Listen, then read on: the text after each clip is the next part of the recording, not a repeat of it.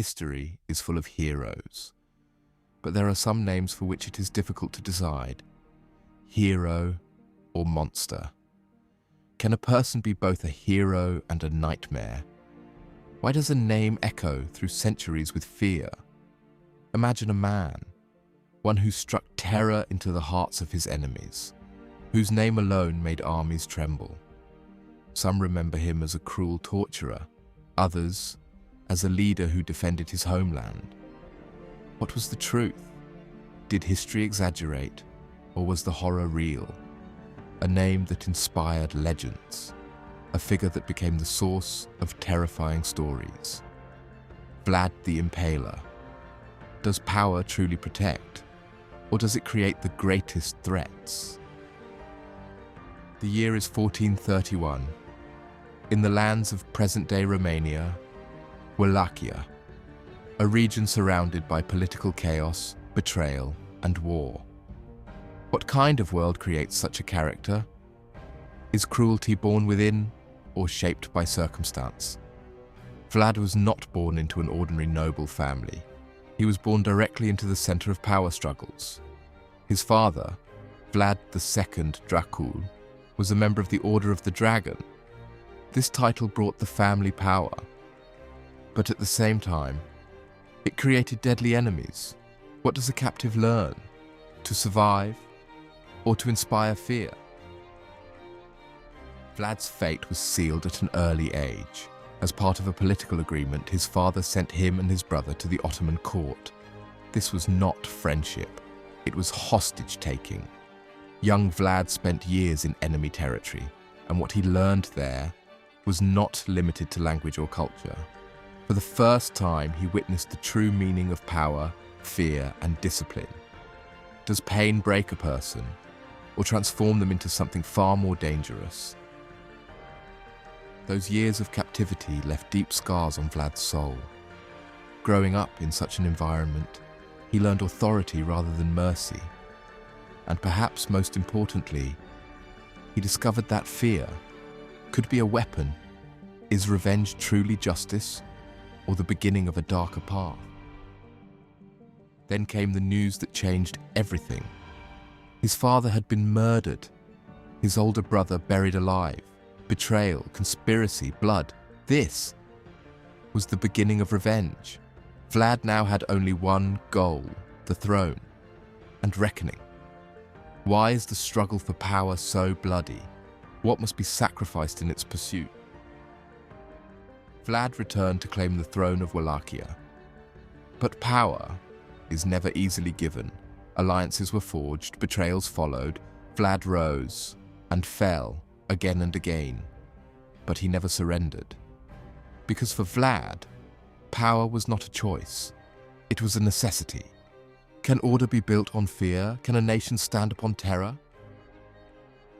Eventually, Vlad the Impaler seized power, and his rule was nothing like what many expected. His sense of justice was ruthless. Theft, death, treason, a far worse death. Order was restored, but that order was built on fear. Was this truly a punishment or a calculated strategy of terror? Vlad's most infamous method, impalement. This punishment was not merely about killing, it was about sending a message. The pain was slow, the death was long, and fear spread instantly. Is war won only with swords, or does it begin in the mind? Vlad did not rely on physical force alone. He was a master of psychological warfare, hundreds of stakes lining the borders. A silent warning to approaching armies: think twice before you march.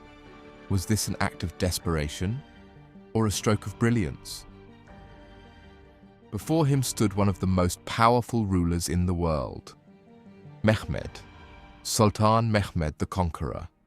This was no longer just a war, it was a clash of wills. Which would prevail, fear or power? What if he had succeeded? Would history itself have changed? The year is 1462. Vlad launched one of the boldest attacks in history against the massive Ottoman army, he chose the night. As darkness fell, Wallachian soldiers moved silently. The objective was clear: create chaos, and if possible, kill Mehmed. Who does a leader fear the most? External enemies or betrayal from within? The night raid was complete chaos. Sleeping soldiers, screams, the clash of steel. They reached the Sultan's tent. But Vlad struck the wrong target. Mehmed survived. Was it the end of a monster or the tragedy of a misunderstood ruler? The Ottoman army continued its advance. But what awaited them was one of the most horrifying sights in history. Thousands of stakes, a forest of the impaled. Vlad's final message: "This is the price of defying me." Was this brutality or strategy? Vlad's methods were undeniably controversial. Fear had created order, but at a terrible cost. Is everything justified in the name of stability? Vlad also had enemies within: the boyar, the nobility. To maintain his power, he dealt with them mercilessly. Every empire of fear has its end. Support faded, and Vlad was finally captured, the once feared ruler, now a prisoner. Can fear truly last forever? Vlad's imprisonment remains shrouded in mystery. But one thing is certain: his legend only grew, reality and myth began to blur. Does history tell facts or stories? Years later, Vlad was released, and once again, he reclaimed the throne. But the world had changed. This return would not last long. Can some destinies ever be rewritten? Vlad the Impaler was killed. How exactly remains uncertain, yet even death could not end the mystery surrounding him.